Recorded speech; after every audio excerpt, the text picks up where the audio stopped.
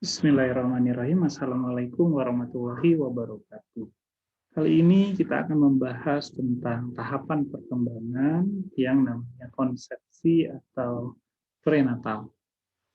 Nanti kita akan membahas tentang perkembangan prenatal sebelum lahir, kemudian ketika kelahiran, dan setelah kelahiran atau postpartum.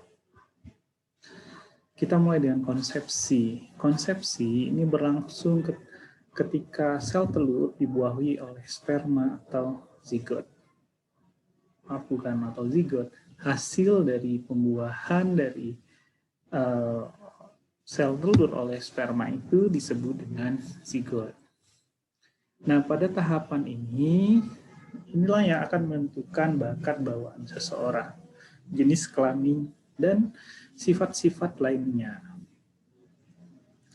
Tahapan ini tadi sendiri tadi kita bahas, pembahasannya kita bagi menjadi prenatal, natal, dan postnatal. Kita ke prenatal dulu. Prenatal itu terjadi tadi ya ketika terjadi fertilisasi atau pembuahan.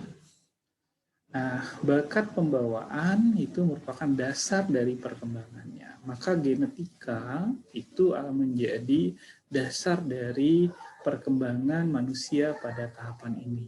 Dan juga selain itu kondisi fisik ibu akan berpengaruh pada perkembangan janinnya.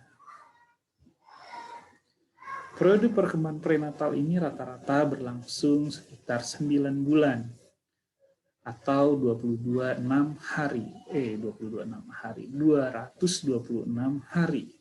Mulai dari fertilisasi tadi, ya, mulai dari pembuahan, diakhiri dengan kelahiran. Terbagi menjadi 3 periode, yaitu periode germinal, periode embrionik, dan periode fetal. Periode germinal terjadi pada 2 minggu pertama setelah konsepsi atau fertilisasi terjadi. Mencakup proses pembentukan zigot, pembelahan sel yang terus-menerus. Seperti kita ketahui, sel telur dibuahi oleh sel sperma itu menjadi satu sel yang disebut dengan zigot. Kemudian terjadi pembelahan sel, 1 menjadi 2, 2 menjadi 4, 4 menjadi 8, dan seterusnya. Pada proses ini terjadi pembelahan sel. Kemudian melekatnya zigot ke dinding rahim. Proses pelekatan zigot di dinding rahim itu bisa kita lihat di gambar berikut ini. Kita lanjut ke fase berikutnya, yaitu fase embrionik. Kenapa disebut dengan fase embrionik? Karena pada fase ini terjadi perkembangan yang disebut dengan embrio. Dia tidak disebut lagi sebagai zigot, tapi disebut dengan embrio. Terjadi 2 sampai dengan 8 minggu pertama setelah konsepsi terjadi. Kemudian terjadi diferensiasi sel dengan intensif. Jika tadi pada tahap germinal terjadi pembelahan sel secara masif, ya, maka pada fase embrionik ini sel-sel tadi berdiferensiasi. Embrio itu terbagi menjadi 2 lapisan, ada lapisan dalam yaitu endoderm dan lapisan luar yaitu exoderm dan mesoderm. Pada fase ini juga terjadi organogenesis, artinya terjadi pembentukan organ-organ tubuh. Fase berikutnya ialah fase fetal atau periode fetal.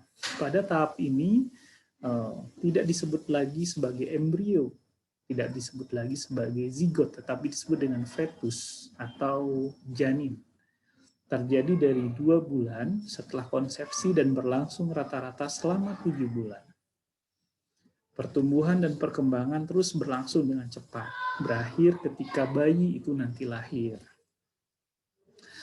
Kemudian kelahiran. Proses kelahiran terbagi menjadi 3 tahap. Tahap yang pertama berlangsung rata-rata 12-24 jam, terjadi kontraksi dengan jeda mulai 15-20 menit sekali, kemudian semakin sering, bahkan sampai 2-5 menit sekali terjadi kontraksi. Pada fase ini juga terjadi pelebaran serviks sampai dengan sekitar 4 inci, Jika disentimeterkan maka menjadi sekitar 10 cm. Fase kedua dimulai ketika kepala bayi bergerak ke arah serviks, berakhir sampai tubuh bayi keluar dari tubuh ibu, berlangsungnya sekitar 1,5 jam. Tahap ini pada tahap berikutnya disebut dengan tahap afterbirth atau tahap ketiga, ketika plasenta dan tali umbilikal keluar dari tubuh bayi. Ibu, berlangsung sangat singkat, kira-kira cuma 1 menit. Maka lahirlah bayi tadi. Nah, kemudian yang perlu diketahui adalah komplikasi dari melahirkan, yaitu ada precipitate delivery, yaitu lahirnya cepat. Jadi kalau bahasa awamnya prematur, lahir prematur.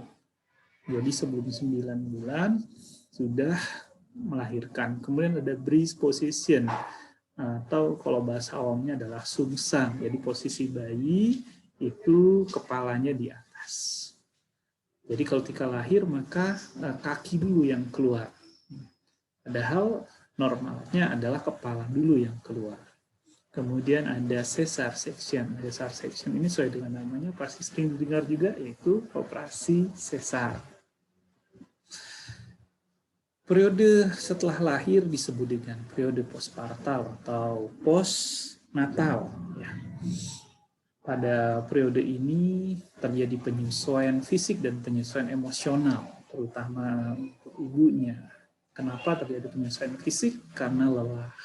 Karena terjadi involution. Involution itu apa? Involution itu jadi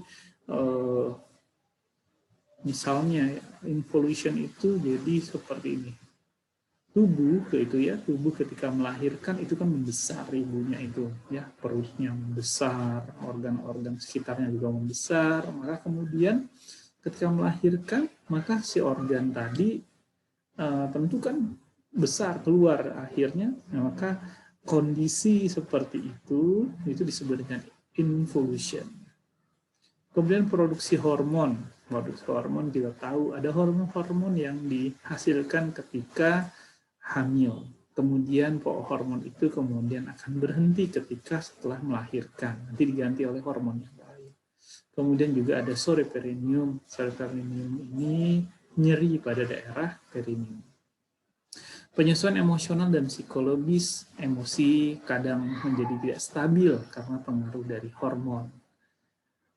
Kurangnya pengalaman juga mempengaruhi emosi dan psikologis dari ibu. Juga kepercayaan diri dalam mengurus bayi. Nah, itu yang bisa saya sampaikan untuk tahap prenatal atau konsepsi ini. Selanjutnya mari kita bahas di sesi diskusi. Assalamualaikum warahmatullahi wabarakatuh.